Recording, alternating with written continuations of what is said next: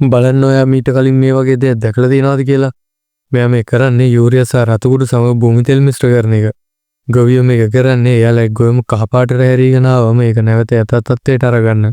මේකට හේතුව වෙන්නේ ගොයම් ගහේ කඳ ඇතුළට ඉංගල ගහට හානි කරන පුරුක් පණුවන්. මේ පණුවන් මත් පිටින් පේන්නේ නැහැ.